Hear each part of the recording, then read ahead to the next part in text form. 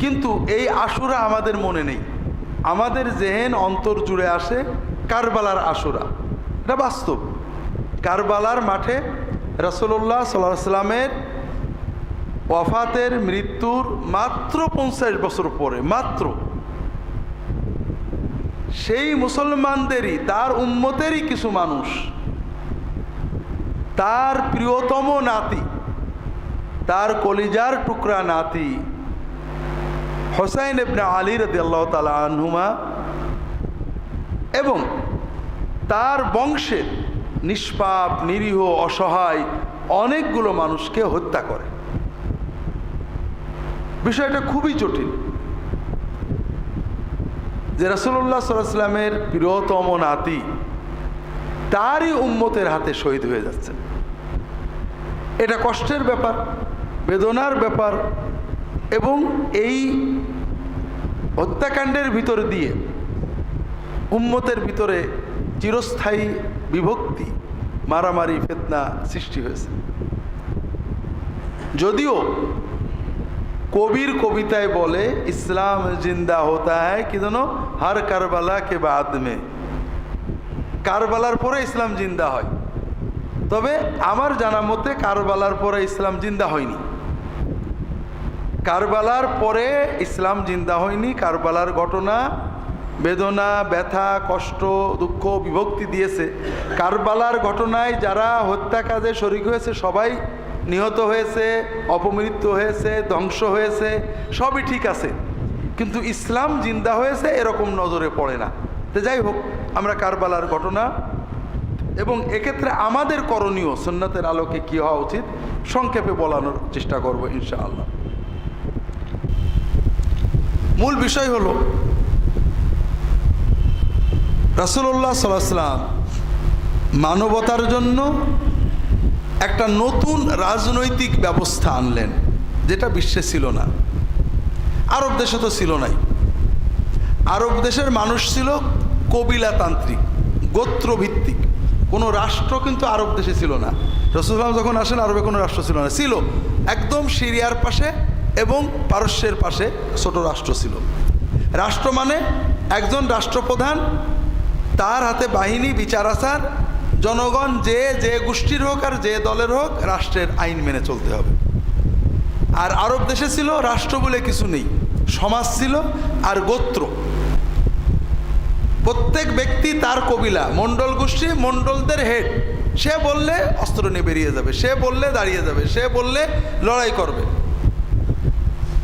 প্রত্যেক গোত্রের মানুষ তাদের গোত্রের প্রধানের নির্দেশে চলতেন। গোত্র হলো রাষ্ট্র। যুদ্ধ হবে, গোত্রের প্রধান বললে হবে এই দলে এই দলে, ওটা উনি বলবেন। ওই সময়ে বিশ্বে রাষ্ট্র ছিল। আরবের বাইরে মিশরে, সিরিয়ায়, পারস্যে, ইউরোপে, ভারতে, চীনে সব জায়গায় রাষ্ট্র ব্যবস্থা ছিল। তবে গোত্র এবং রাষ্ট্রের একটা মিল ছিল। গোত্র ব্যবস্থা রক্তের উপরে ভিত্তি। একজন মারা গেলে তার ভাই অথবা ছেলে গোত্রের প্রধান হলো, একজন মারা গেল তার ভাই, ছেলে, ভাতিজা গোত্রের প্রধান হবে। রক্ত, বংশ এখানে মেন। আবার যে রাষ্ট্র ব্যবস্থা চালু ছিল বিশ্বে, সেটাও ছিল রক্ত বংশতান্ত্রিক। রাজা মরে গেলে রাজার ছেলে, ভাই, বউ কেউ না কেউ রাজা হবে, বাইরের কেউ না। আপনারা শুনেছেন ডেমোক্রেসি বলে একটা শব্দ আছে, আমরা বাংলায় বলি গণতন্ত্র। এটা রাসূলুল্লাহ সাল্লামের আগেই, কয়েকশো বছর আগে গ্রিসে জন্ম নিয়েছিল এবং সেখানেই মারা গিয়েছিল। গণতন্ত্র হলো জনগণের পরামর্শই দেশ চলবে, সরাসরি বা পরোক্ষ। রাসূলুল্লাহ সাল্লাল্লাহু আলাইহি ওয়াসাল্লামের সময়ে সারা বিশ্বে রাষ্ট্র ব্যবস্থাও ছিল বংশতান্ত্রিক, আর আরব দেশের সমাজ ব্যবস্থা ছিল কবিলাতান্ত্রিক। বংশতান্ত্রিক রাষ্ট্র ব্যবস্থায় আরেকটা বিষয় ছিল, রাজা মানে মালিক আর জনগণ হলো প্রজা। প্রজা হলো মালিক অধীন। রাজা যেটা বলবে মেনে নিতে হবে। যদি বলে এখান থেকে বাড়ি সরো, ওইখানে যাও, যেতে হবে। যদি বলে বাঁচো বাঁচো, মরো মরো। রাজা এবং প্রজার সম্পর্ক ছিল মালিক এবং মামলুকের। রাজা এবং প্রজার সম্পর্ক ছিল মালিকের সাথে তার মালিকানাধীন দ্রব্য বা মানুষের। এখানে রাজ্য কি করে চলবে জনগণের কোনো ইচ্ছা বিষয় না, রাজা যেটা বলবে সেটাই। এটাকে বলা হয় স্বৈরতন্ত্র, অটোক্রেসি। রাসূলুল্লাহ সাল্লাল্লাহু আলাইহি ওয়াসাল্লাম আরব দেশে আসলেন, তিনি দ্বীনের পাশাপাশি একটা রাষ্ট্র দিয়ে গেলেন। সেই রাষ্ট্রটা আবার দিলেন কি সম্পূর্ণ অভিনব নতুন রাষ্ট্র, বংশতান্ত্রিক নয়, যোগ্যতাতান্ত্রিক। যে কোনো যোগ্য মানুষ রাষ্ট্রের প্রধানে উপরে যেতে পারে। আলাইকুম বিসামে আতা ওয়াইন উম্মের আলাইকুম আবেদুন হাবশি। যদি একজন কালো কাফরি নাকবোচা কানবেকা কৃতদাস সেও যদি তোমাদের আমির হয়, শাসক হয়, প্রশাসক হয়, তার আনুগত্য করতে হবে। দ্বিতীয় বিষয়, এখানে জনগণের পরামর্শ নিয়ে চলতে হবে। আমরুম শুরা বাইনাহুম, প্রতিটি কাজ আমানত আদায় করতে হবে, ইনসাফ আদালত প্রতিষ্ঠা করতে হবে। জনগণ ইচ্ছা করলেই শাসকের সমালোচনা করতে পারবে, তার সামনে আইন পেশ করতে পারবে যে এটা ঠিক হয়নি। এই যে সিস্টেম, এটা অভিনব ছিল। আরবরা তো দেখেইনি, দুনিয়ার মানুষ ওই সময় দেখছিল না। এখন রাসূলুল্লাহ সাল্লাল্লাহু আলাইহি ওয়াসাল্লাম যখন তার মৃত্যুর সময় আসলো, সাধারণ মানুষ সবাই আশা করছে তিনি কাউকে গদ্দিনশীল করে যাবেন। কারণ আইন কানুন যাই দেওয়া হোক, নিয়ম হলো কেউ মরার সময় কাউকে না কাউকে বলে যাবে আমার পরে তোমরা এর দেখবা। রাসূলুল্লাহ সাল্লাল্লাহু আলাইহি ওয়াসাল্লাম এটা যদি বলতেন তাহলে সহজ হতো মানুষের জন্য। কিন্তু এই যে নতুন সিস্টেম রাসূলুল্লাহ সাল্লাল্লাহু আলাইহি ওয়াসাল্লাম দিলেন, এটা প্র্যাকটিক্যাল হতো না। যেমন আপনি সাঁতার শেখাবেন, হাত ধরে রেখেছেন, প্র্যাকটিক্যাল হলো না। হাত ছেড়ে ধাক্কা মেরে পানিতে দিলেন, 5 গাল ডক ডক করে পানি খাবে, পেট একটু ফলবে, সাঁতার শিখে যাবে। তো এখন রাসূলুল্লাহ সাল্লাল্লাহু আলাইহি ওয়াসাল্লাম কাউকে দায়িত্ব দিয়ে গেলেন না। তখন সাহাবীদের ভিতরে দুটো ধারা ছিল। রাসূলুল্লাহ সাল্লাল্লাহু আলাইহি ওয়াসাল্লাম বংশের অনেকে মনে করতেন, অথবা কোনো কোনো সাহাবী মনে করতেন যে রাসূলুল্লাহ যাই বলেন, যুগ যুগ ধরে তো বংশতন্ত্রই চলছে। আমাদের দেশে কোনো পীর সাহেব যদি মরে যান, তার গদ্দিনশীল কি হয়? যদি অন্য কেউ হয়, মুরিদরা মানতে চায় না। এটা আমরা পীর সাহেবরা, পীর দরবারের লোকেরা করতাম। এখন রাজনীতিবিদরা কি করেন? কি করেন? এখন রাজনীতিতেও বংশতন্ত্র। কেন? কারণ মানে আমরা মানসিকতাই ওই রকম রয়ে গেছি। যদিও বলছি গণতন্ত্র, কিন্তু বংশের একজন মানুষকে যত কদর করি, অন্য বংশের মানুষের ওই রকম কদর করতে পারছি না। এই জন্য নেতার বংশের যদি কেউ আসে, যত সহজে দল ঐক্যবদ্ধ হয়ে যায়, বাইরের কেউ গেলে ওরকম হয় না। এটা আমরা আমাদের দেশেও জানি। আরব দেশে আরও কঠিন। সবাই অনেকেই মনে করছিলেন রাসূলুল্লাহ সাল্লাল্লাহু আলাইহি ওয়াসাল্লামের প্রিয়তম সাহাবী আবু বকর রাদিয়াল্লাহু তাআলা আনহুকে হয়তো দায়িত্ব দেবেন, কারণ সব সময় তিনি তার পাশে আছেন। কেউ কেউ মনে করছিলেন হয়তো তিনি তার বংশের কাউকে দেবেন, কারণ যুগ যুগ ধরে তো বংশতান্ত্রিক হয়েই আসছে, তার বংশে তো যোগ্য লোক আছে, তিনি দিতে পারেন। রাসূলুল্লাহ সাল্লাল্লাহু আলাইহি ওয়াসাল্লাম কাউকে দেননি। তার ওফাতের পরে সাহাবীরা দ্বিধাদ্বন্দ্ব কে হবে। আনসারীরা বলেন আমরা, মুহাজিররা বলেন আমরা, বংশের লোকেরা কেউ কেউ বলছিলেন আমাদের থেকেও হবে। শেষ পর্যন্ত নানান রকমের কথাবার্তার মাধ্যমে আবু বকর রাদিয়াল্লাহু তাআলা আনহু খলিফা হলেন, এরপরে ওমর হলেন, এরপর ওসমান হলেন। সবসময় কিছু মানুষ মনে করছিল রাসূলুল্লাহ সাল্লাল্লাহু আলাইহি ওয়াসাল্লামের বংশের কেউ হতে পারে, যোগ্যতা আছে। আবার অনেকেই মনে করছিল যে না, সাহাবীরা আরও আছেন, তারাও যোগ্য। সর্বশেষ যে নির্বাচনটা হলো ওসমান রাদিয়াল্লাহু তাআলা আনহুর সময়ে হলো, ওমর রাদিয়াল্লাহু তাআলা আনহুর ওফাতের পরে। ওমর বললেন তোমাদেরকে রেখে গেলাম, আব্দুর রহমান আউফ, ওসমান, আলী, তালহা, জুবাইর, আর কে, এই 4-5 জন, আব্দুর রহমান, আলী, ওসমান, তালহা, জুবাইর, সাদ ইবনে আবি ওয়াক্কাস নাম রাদিয়াল্লাহু তাআলা আনহুম আজমাইন। এনাদেরকে একটা কমিটি করে দিলেন, তোমরা কমিটি পরামর্শ করে তোমাদের ভিতর থেকে একজন হবে। কমিটিতে বসে আব্দুর রহমান ইবনে আউফ বললেন যে আমি হব না, আমি আমার ক্যান্ডিডেসি প্রত্যাহার করলাম। এখন আপনারা বাকিরা যদি চান তাহলে আপনাদের ভিতর থেকে কাকে করব আমি জনগণের সাথে পরামর্শ করে দিতে পারি। তারা বলেন ঠিক আছে, আপনি পরামর্শ করে দেন। 3 দিন 3 রাত তিনি পরামর্শ করলেন। এরপরে মসজিদে নববীতে ফজরের নামাজের পরে তিনি আলী রাদিয়াল্লাহু তাআলা আনহুকে বললেন যে আলী, কিছু মনে করেন না, জনগণের পরামর্শ ওসমানের দিকে যাচ্ছে, এজন্য আমরা আসেন সবাই ওসমানের হাতে বায়াত করি রাষ্ট্রপ্রধান হিসেবে। এরপরে সবাই বায়াত করলেন।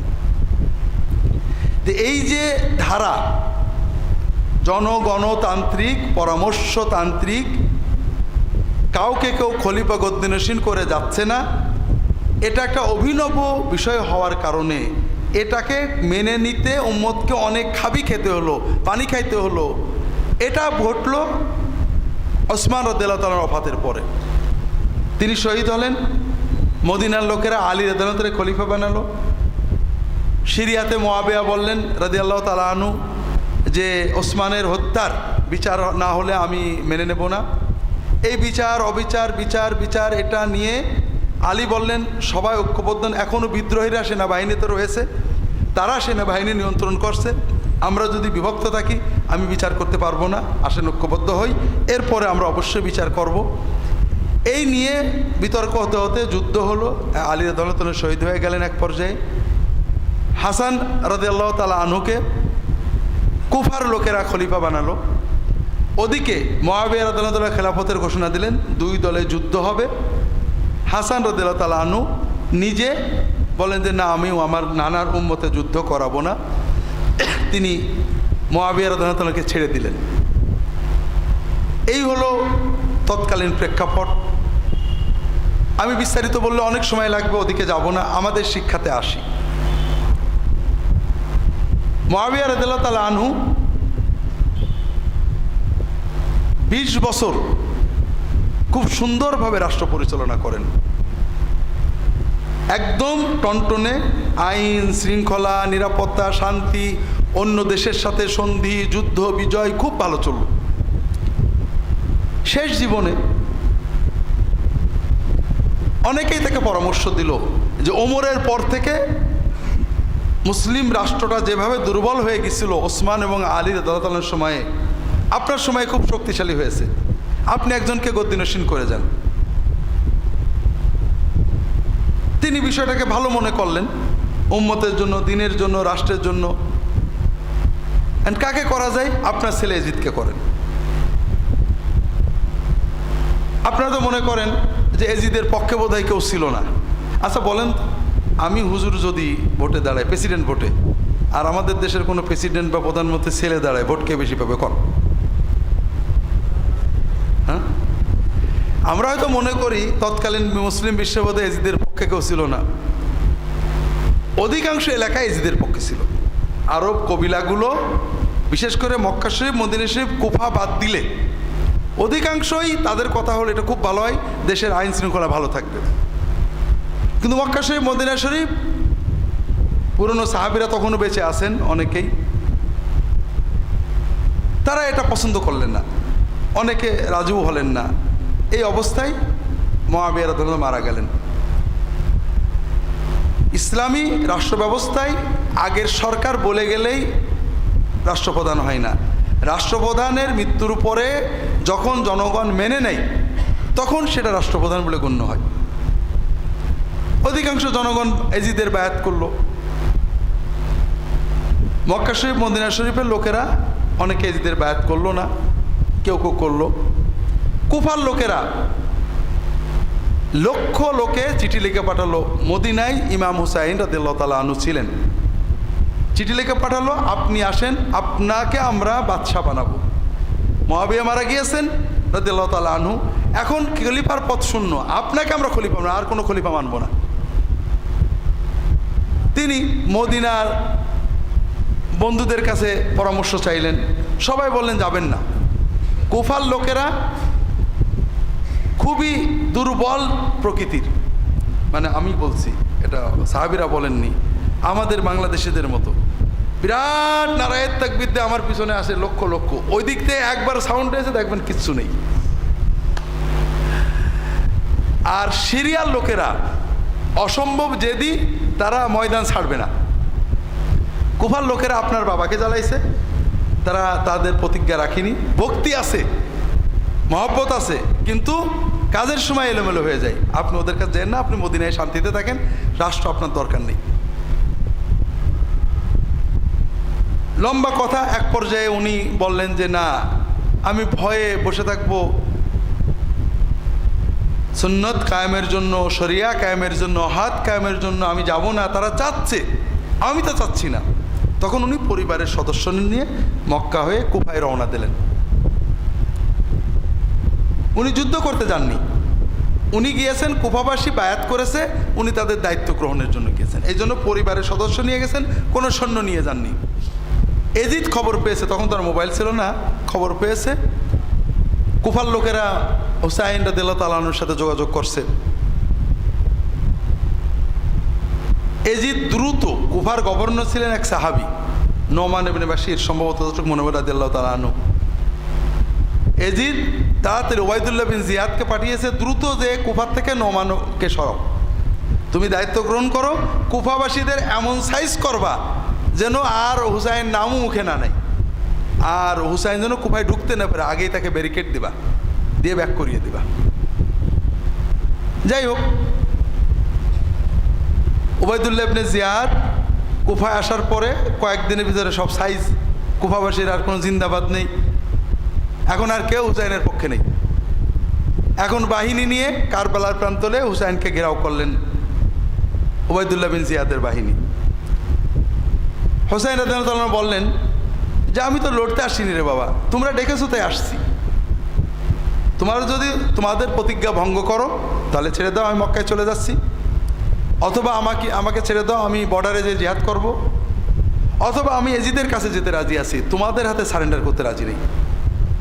তো যাই হোক, ওরা চিন্তা করলো যে হুসাইনকে যদি আমরা না মারি তাহলে তো এজিদ খুশি হবে না।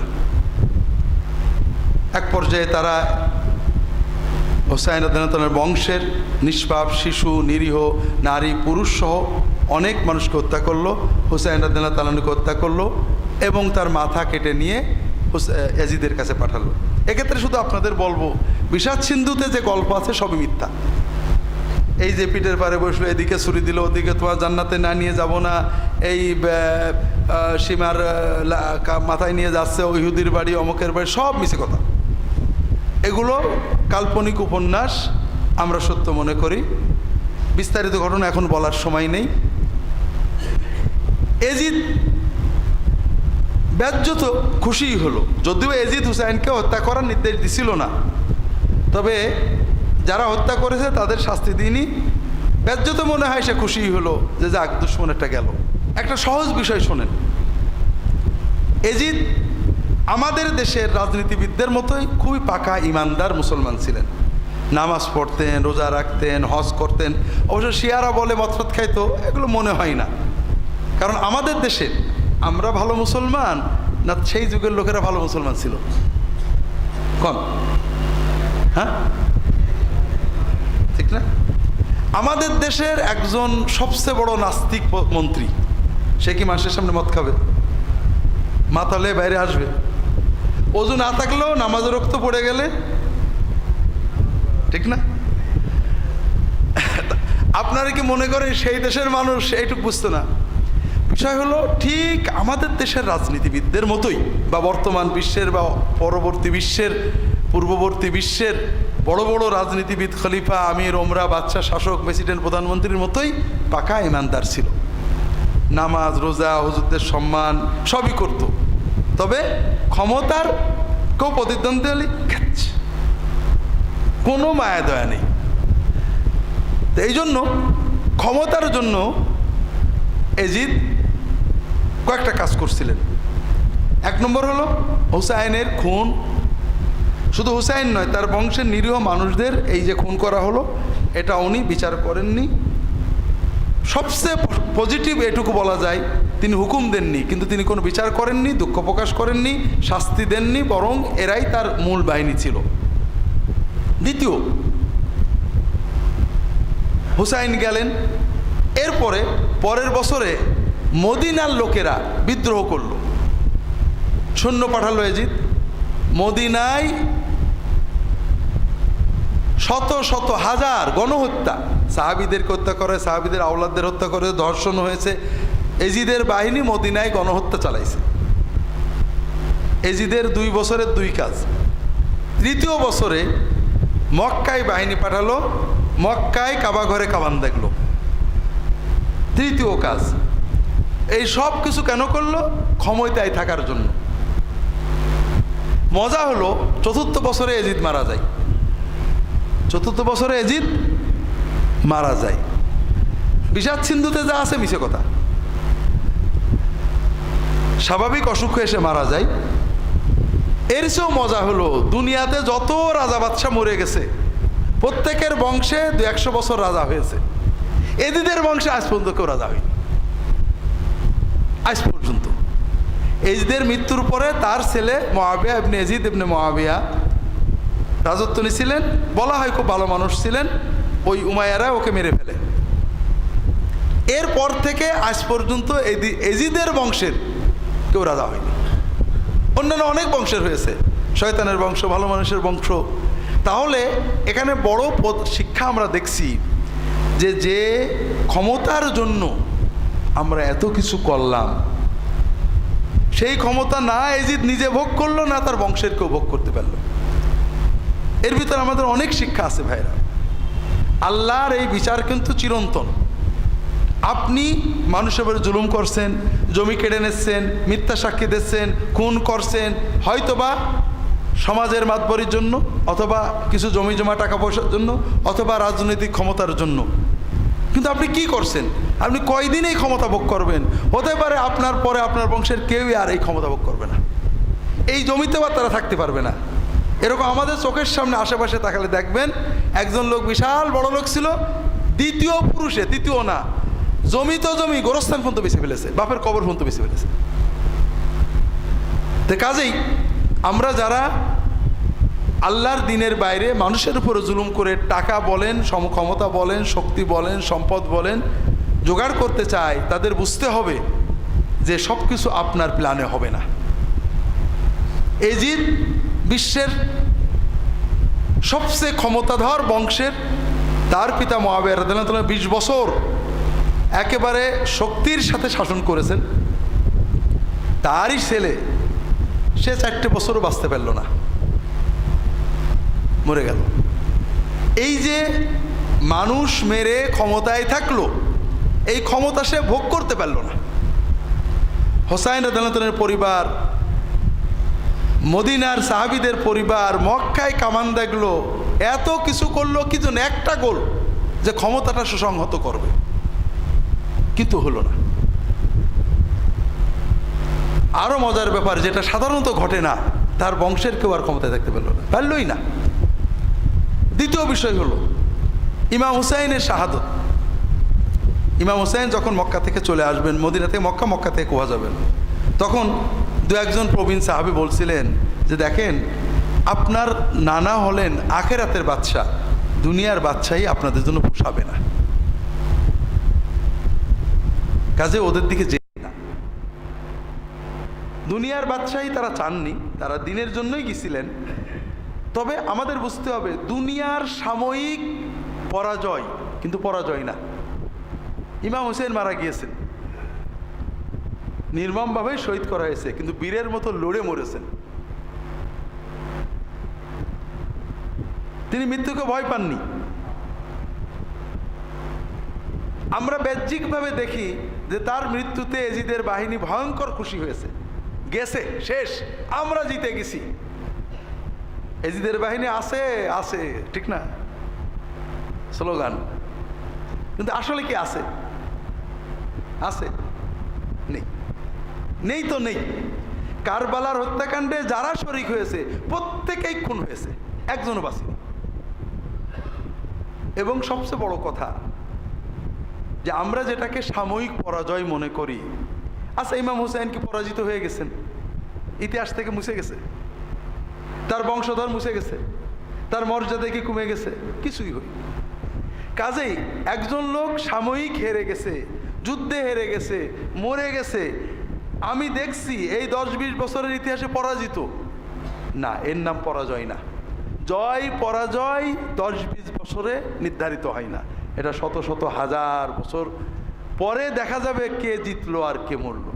কাজে আমরা কোনো নেককার মানুষ, কোনো ভালো মানুষ দুনিয়ায় হয়তো মরে গেছেন, হেরে গেছেন, মামলায় ঠকে গেছেন, মানুষের তাকে মাথায় ব্যাট দিয়ে মেরে ফেলেছে, কোনো খারাপ লোকে মরে গেছেন, অ্যাক্সিডেন্টে মরে গেছেন, ও লোকটা ভালো ছিল না, খবরদার।